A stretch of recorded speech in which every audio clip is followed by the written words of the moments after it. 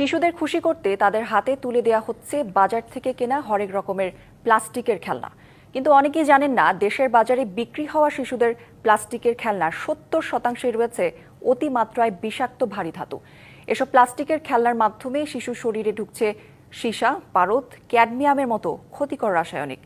বেসরকারি একটি সংস্থার গবেষণায় উঠে এসেছে এমন তথ্য। তাহসিনা জেসির ধারাবাহিক প্রতিবেদনের আজ দেখুন শেষ পর্ব।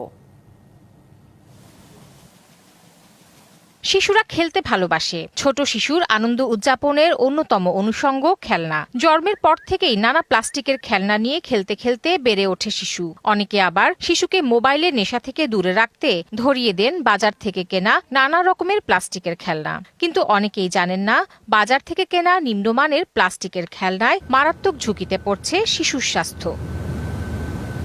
দেশীয় প্রতিষ্ঠান environment and social development organization ESDO toxic playtime নামক এক গবেষণায় বাজারে বিক্রি হওয়া বিভিন্ন খেলনায় মিলেছে সীসা, পারদ, ক্যাডমিয়াম ও ক্রোমিয়ামের মতো স্বাস্থ্য ঝুঁকিপূর্ণ উপাদান, যার মাত্রা আন্তর্জাতিক নিরাপদ সীমার চেয়ে 10 থেকে 70 গুণ বেশি। প্লাস্টিকের খেলনায় আমরা বললাম যে লেড, যেটা সীসা পাওয়া গেছে সবচেয়ে বেশি, তারপরে মার্কারি আছে, ক্যাডমিয়াম আছে, ক্রোমিয়াম আছে, আর্সেনিক আছে।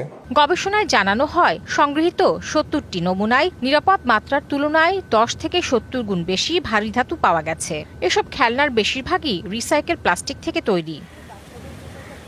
চিকিৎসকরা বলছেন, এসব ক্ষতিকর উপাদান তৈরি করছে শিশুর জন্য মারাত্মক স্বাস্থ্য ঝুঁকি। বাচ্চাদের ক্ষেত্রে মাইক্রোপ্লাস্টিকের ক্ষতিটা বেশি, কারণ ওদের অর্গানগুলো সব ইম্যাচিওর থাকে, ওদের লিভারটা ইম্যাচিওর থাকে, এই জিনিসগুলোকে ডিটক্সিফাই করতে পারে না, যার কারণে হচ্ছে আমাদের হোল বডিতে আসলে প্রতিটা সেলে গিয়ে এটা সেল ড্যামেজ করে ফেলছে। বাজারের কম দামি প্লাস্টিকের খেলনার মান নিয়ন্ত্রণ জরুরি বলে মনে করেন বিশেষজ্ঞরা। দেশের ভেতরে যে আপনার প্রিয় কাপড়ের যত্নে এলো এনজাইম সমৃদ্ধ Arik silver wash detergent powder 500 গ্রাম মাত্র 70 টাকা। Primark.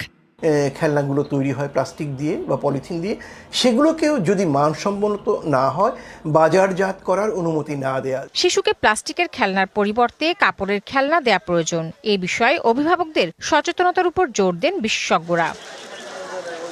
Tahsina Jessy, DBC news, Dhaka.